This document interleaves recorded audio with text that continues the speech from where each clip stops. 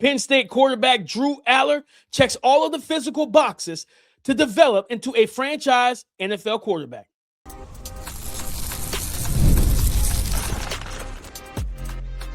You are Locked On NFL Draft, your daily podcast covering the NFL Draft. Part of the Locked On Podcast Network, your team every day. Welcome back to the Locked On NFL Draft Podcast, your daily podcast covering your favorite draft prospects, part of the Locked On Podcast Network, your team every day. I'm your boy, Damian Parson. I'm an NFL draft analyst with Bleacher Report. And as always, thank you for making Locked On NFL Draft your first listen today and every day. Shout out for being our everydayers. Got a fun one for you guys. It's perfect fits, perfect NFL fits, perfect prospect pairings, whatever you want to call it. That's what we have. We're going to talk about Drew Allar and why he will be a great fit for a rebuilding Pittsburgh Steelers franchise. Lee Hunter, the defensive tackle out of Texas Tech, would be an outstanding fit for the New York Jets as they rebuild that defensive line. And then Akeem Mesidor.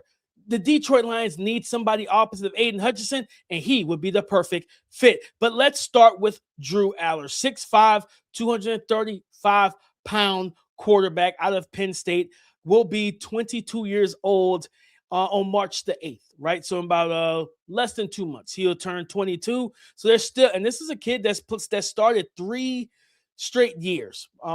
He suffered, I believe it might have been like a broken foot or something along that realm, right? Where he missed the rest of the season, only played in 7 games, got hurt versus Northwestern on the season this year, 65% completion percentage, 1,100 yards passing, 8 passing touchdowns to only 3 interceptions this year, while also being able to add 209 yards rushing with a game against UCLA where he had almost 90 yards rushing, 10 for 89, and then he had 1 rushing touchdown on the season as well.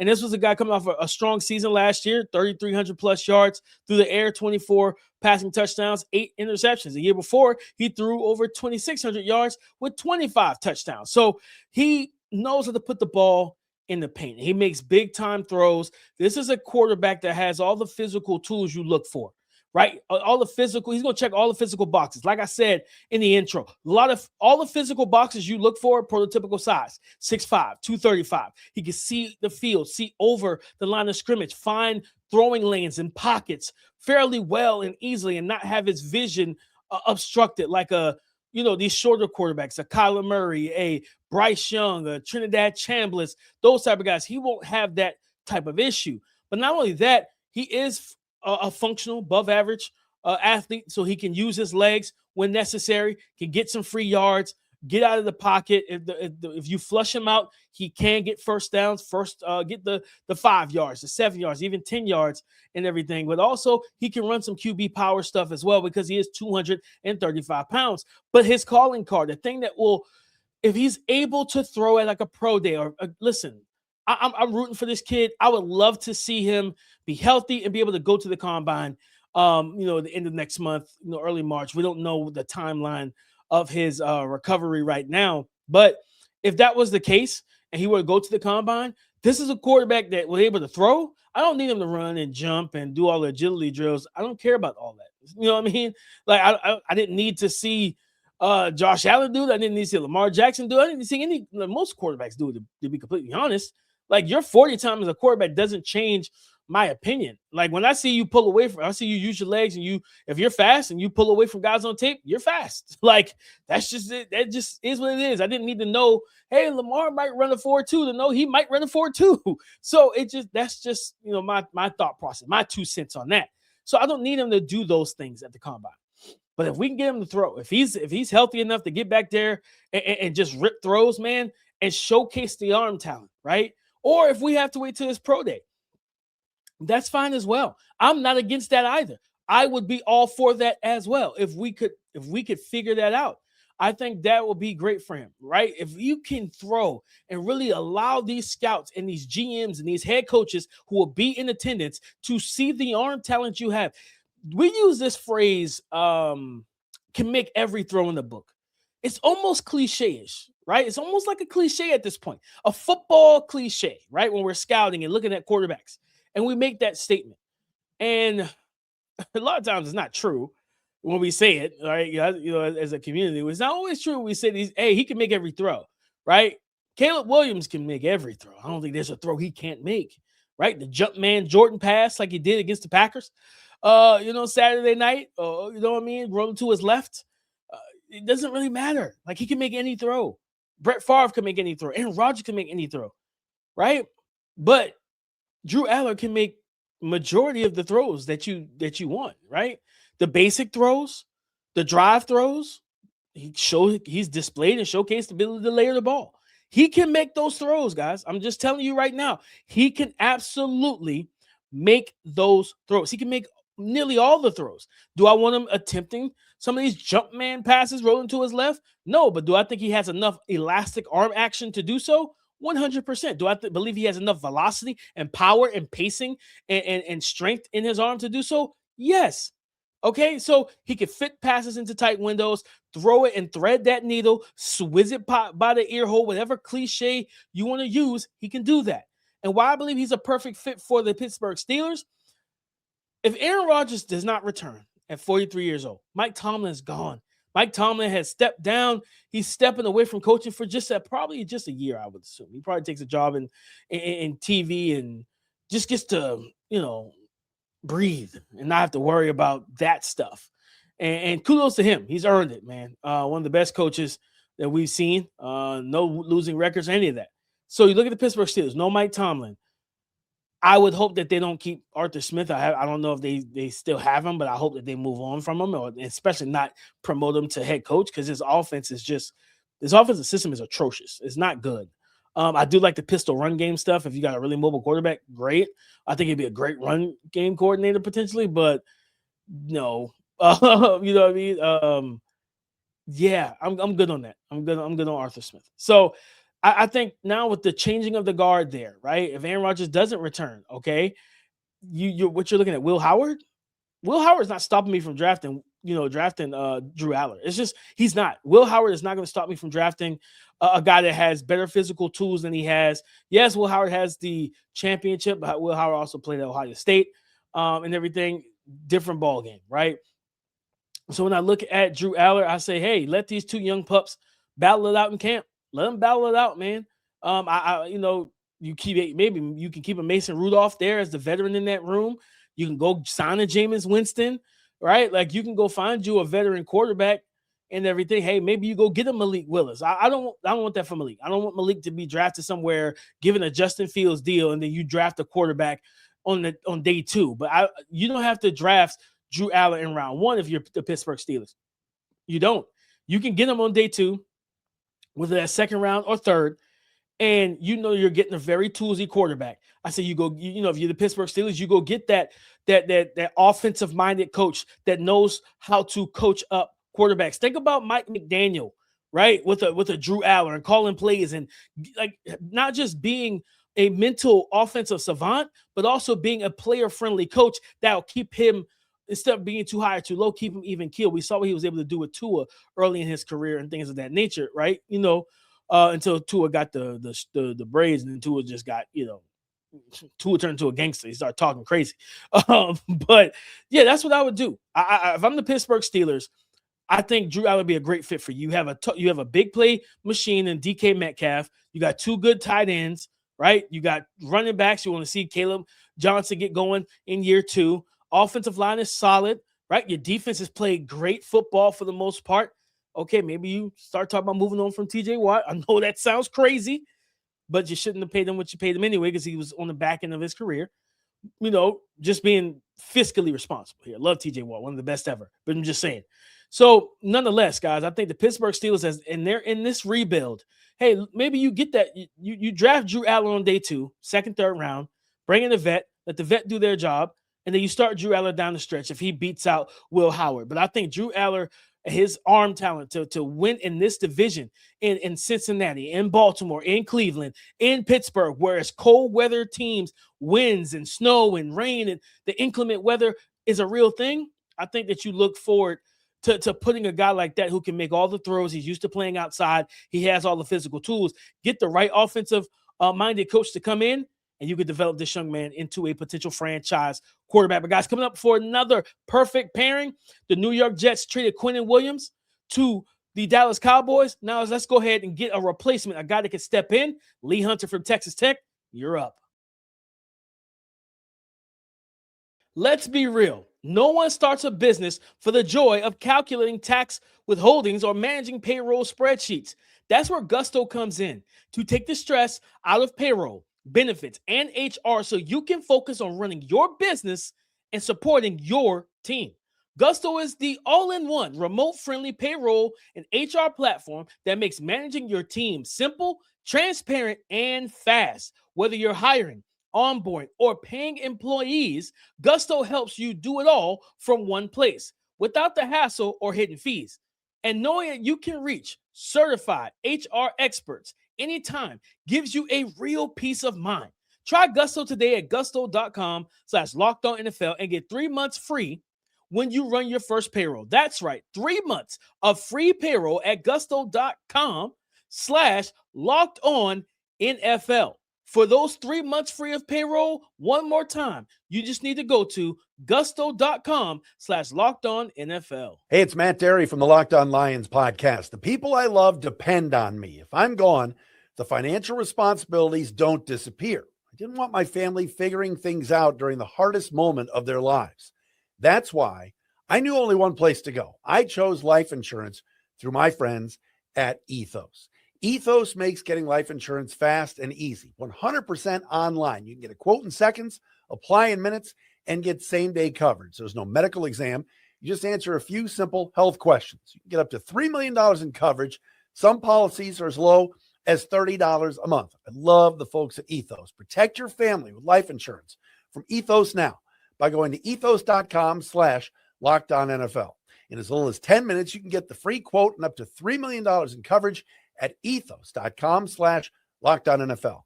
That is ethos.com/LockedOnNFL. Ethos.com/LockedOnNFL. Application times and rates may vary. The New York Jets and Texas Tech's 6'4", 330-pound defensive tackle Lee Hunter would be a perfect fit, in my opinion. And here, let's talk about it, guys.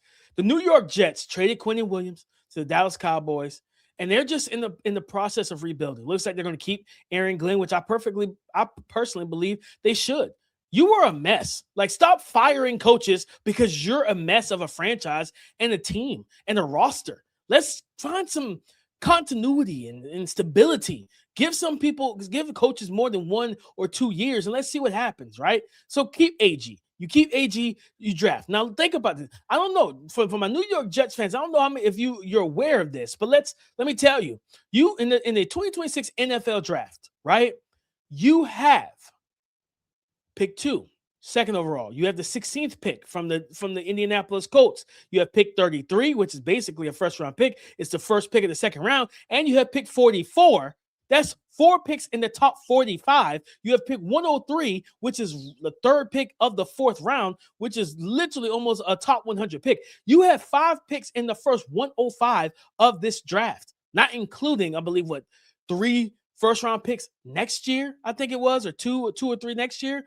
You have a lot of ammunition to truly improve this roster just in the 2026 NFL draft, right? More bites at the apple. Every pick won't hit, but if you can hit on the first 4, if you can get big time players and impact players from the top, from 3 out of the 4, that's big. And for me with Lee Hunter, he's big, 6'4", 330. A young man that is physical. He's quick twitch. He's athletic for his size. I love what I've seen from this young man this year at Texas Tech. He spent his first 3 years at the University of Central Florida, UCF, where he was never a heavy sack guy, right? He's only got 5 sacks in his career. I know probably some of you probably thinking, DP, we got rid of Quinnen Williams and bringing a guy that can't get us sacks. Hear what I'm saying. He might not have gotten the sacks, but he gets QB hits in his career from 2022 to 2025. 5 sacks per PFF, 16 QB hits, 60 pressures. 2023, 16. 2024, 19. 2025, 20. Now, remember as well, also, he doesn't really miss a lot of tackles either.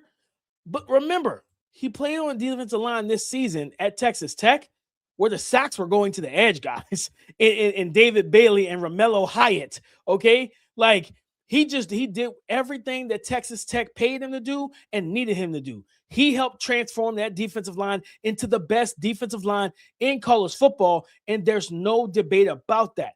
When you look at the what you have in the defensive line room right now, defensive tackle room currently, you have Peyton Page out of Clemson, you drafted this past draft in 2025, Harrison Phillips, Juwan Briggs, Kalen Saunders, Mozzie Smith, J2 Tufele. I look at Mozzie Smith and I'm like, you have not been able to figure it out. He's 24 and a half years old. He'll be 25 soon, later on this year, in about 5 months or so. I just don't know. Like, Harrison Phillips will be 30 on the 25th of January. Juwan Briggs just turned 24. Everything sounds like it's a lot of names. What does it impact players? When you look at Lee Hunter, I look at Lee Hunter and I say to myself, this is a guy that he played on the defensive line at Texas Tech with Romello Hyatt, with David Bailey. Those guys are going to get the sacks, and that's fine. But he has consistently pressured the quarterback every single year, 3 straight years of double-digit pressures from the interior defensive line spot, even going back to UCF, right? I believe that he could be an impact player for this team because whether or not you keep Jermaine Johnson, right? If he's healthy, maybe you resign him to a short-term deal. You got Will McDonald who can get after the quarterback. Being able to stop the run in a division where the Patriots are going to run the ball, where Ramondre Stevenson and Travion Henderson. James Cook is one of the best running backs, the most productive running backs in the league this year for the Buffalo Bills, right? And we know Devon Achane is the guy over there in Miami. So that's a situation where you say to yourself, man, we got to stop the run, and Lee Hunter's going to be able to do that. He's quick-handed. He's strong. He's heavy-handed. He's a quick mover, too. You're talking about a guy that can go from handing the dirt three-point stance, ball is snapped, cross-face with a club rip maneuver, and now he's tackling your running back for a 2-yard loss. A guy that can walk interior offensive lineman back into the lap of the face of the quarterback. Like, he can create a surge and penetration through the interior offensive line.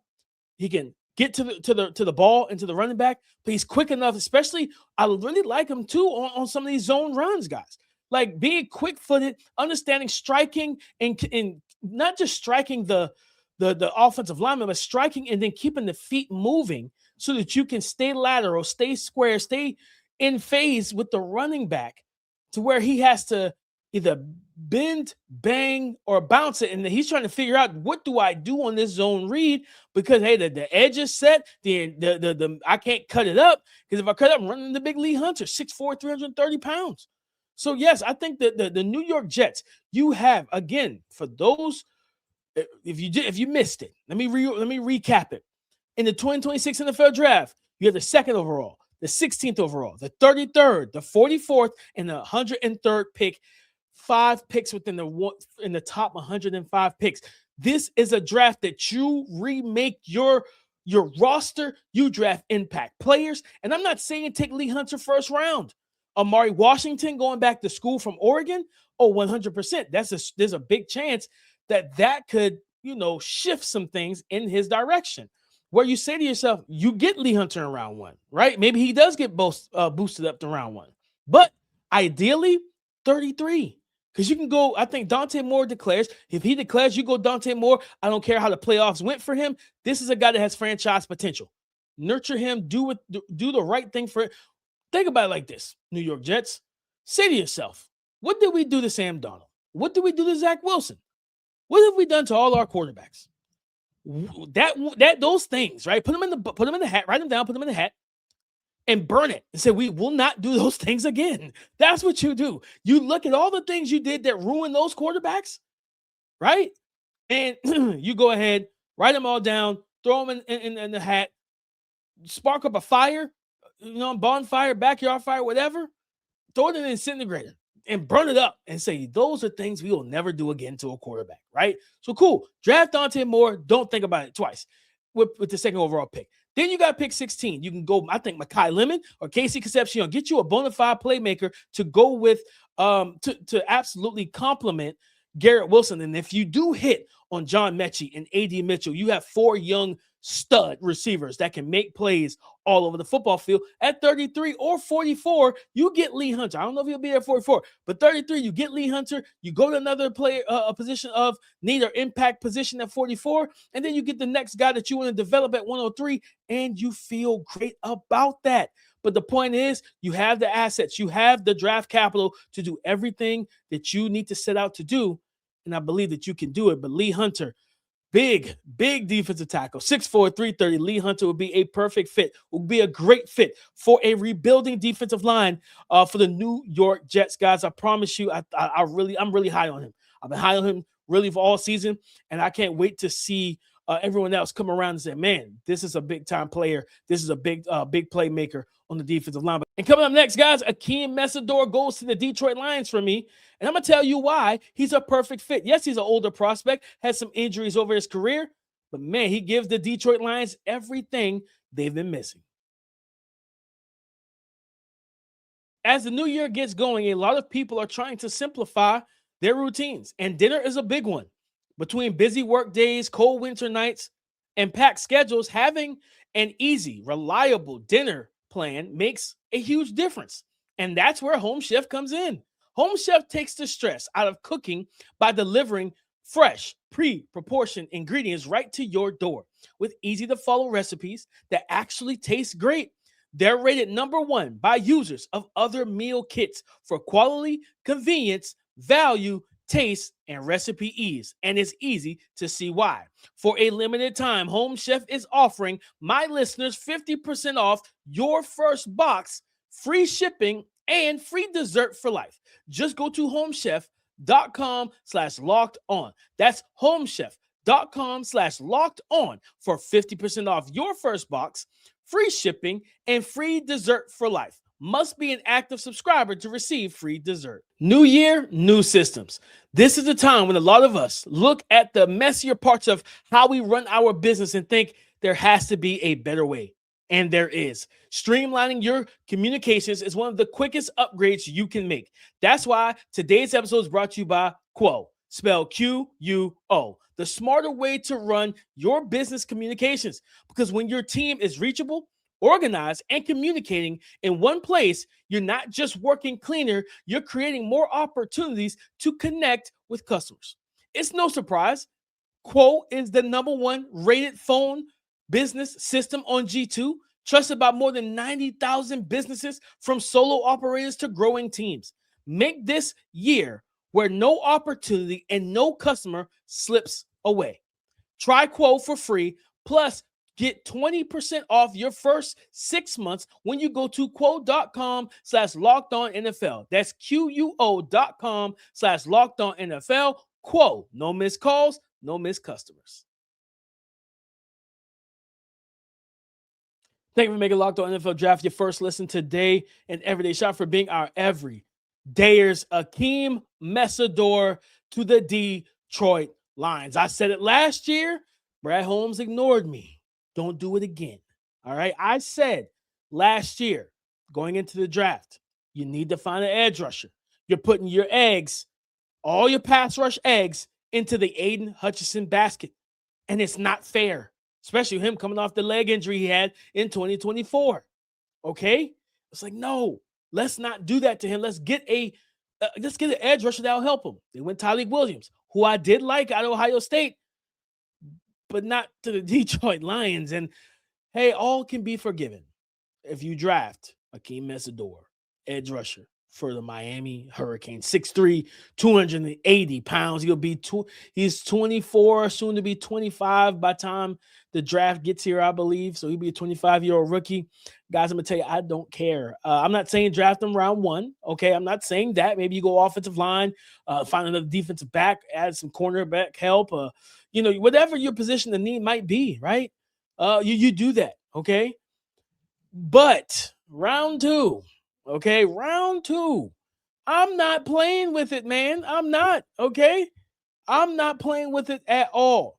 Because to be honest, you look at what the picks that you have, or day 2, I'm going to say, you have the 17th pick in round 1. You have the 50th pick on day 2. You have 118. That's your next pick. So I think that 50th pick, if Akeem Mesidor is there, again, he's an older prospect, has battled injuries in his career. I can 100% see an opportunity and chance that this young man ends up as one of those picks, right? I could see that happening. Where you say, man, Akeem Mesidor being the fact that he's one of the best edge rushers, and he's an older prospect, but that production, the way he gets after the quarterback, the alignment versatility, 48 hurries this year, 4 QB hits, 11 sacks. He's like, him and Ruben Bain have been dominant. He primarily aligns on the outside of the tackle. So you're talking about true edge, but he's 6'3", 280. He's got movement skills. He's got a pass rush bag, counters, all of that. Right. But then also you think about what they do at Miami. He's learned from one of the best pass rushers in NFL history, and Jason Taylor. Think about what we've seen from these guys, right? We've seen Miami put Ruben Bain as a wide 9. They wide 9 Ruben Bain, and then they put Akeem Mesidor, because he's 6'8", 6'3", 280. I'm sorry, not 6'8", 6'3", 280. They put Akeem Mesidor as like that 3-tech 4-eye. And they rush from there. He gets one-on-one matchups with guards that he's either quicker than, stronger than. Then you run that tackle, and since he's in a tackle spot, that ETTE stunt. So one of them looping, one of them creating the surge, and it creates advantageous rush angles. Well, you got Aidan Hutchinson, one of the best pass rushers in the league. What happens if you put Akeem Mesidor that you wide 9? Aidan Hutchinson, you put Akeem Mesidor, in that 4-eye spot, and you do the same things with those two guys, right? Come on now. Or you just rush, you put them alongside each other, and you rush Aidan Hutchinson up the outside corner, attack the outside angle. Then what, right? You know for a fact they're either going to have a tight end, or that tackle's going to overset trying to stop, Aidan Hutchinson from getting around him, and that leaves Akeem Mesidor one-on-one. But what happens when Akeem Mesidor starts to cook and he starts to eat? You start shifting protection his direction and leave Aidan Hutchinson. For me, the Detroit Lions need to look at what the Pittsburgh Steelers did. The Pittsburgh Steelers have a generational player at the edge rush position in terms of production. TJ Watt, one of the best ever, right? Well over 100 sacks in his career. Dominant player, defensive player of the year, all of that, right? Tied the sack record until now. The sack record has been broken by Myles Garrett. But here's the thing. They said, let's go get Alex Highsmith. They drafted Alex Highsmith, and that one couple years, probably about 2-3 years ago, ESPN put out an article, and it shows how like the edge rushers are being double teamed. About 2-3 years ago, there was a time in that season where Alex Highsmith was double teamed more than TJ Watt. TJ Watt was the one getting the one-on-ones because Alex Highsmith is a darn good football player. So Detroit Lions, Akeem Mesidor, day 2, 50th pick. Make it happen. Go get that guy that can elevate your pass rush, create that dual set of edge rushers, but also gives you the alignment versatility that you need. Aidan Hutchinson has been carrying this defense for too long. Akeem Mesidor is the guy. He's the answer. Make him the answer. Do what you need to do. Find this young man and get him a home, an apartment, whatever you need in the nicest spots in Detroit. All right? Because missing the playoffs, it can't just be, hey, we lost Ben Johnson. That can't just be it. No, the defense wasn't as good as it needed to be. There's multiple reasons. The OC was not great. It wasn't good, actually. So that's why you're looking and potentially trying to bring in Mike McDaniel. But the point is, Akeem Mesidor also fits that culture. Tough, gritty. He has a story of battling the injuries and just battling back and never quitting. You tell me that ain't a guy that's going to bite some kneecaps for Dan Campbell, I don't know who is. So the point is, guys, a perfect fit to me, your boy DP, it is Akeem Mesidor to the Detroit Lions. Aidan Hutchinson is one of the best young pass rushers in the league. Stop leaving him out to dry with no help. Get him a guy on the opposite side that can play alongside, side by side, and make the plays. Get after J.J. McCarthy, whoever's in Minnesota. You know that the monster that's in Chicago with your former OC, you know they're going to get better. You know the game's going to slow down for Caleb Williams. Okay? What you don't want is another Aaron Rodgers situation where the Green Bay Packers have that guy. They have the Infinity Stone. That's Aaron Rodgers. The Chicago Bears has the Infinity Stone with the great head coach. That's Caleb Williams. You know you got to deal with Jordan Love and Matt LaFleur in Green Bay.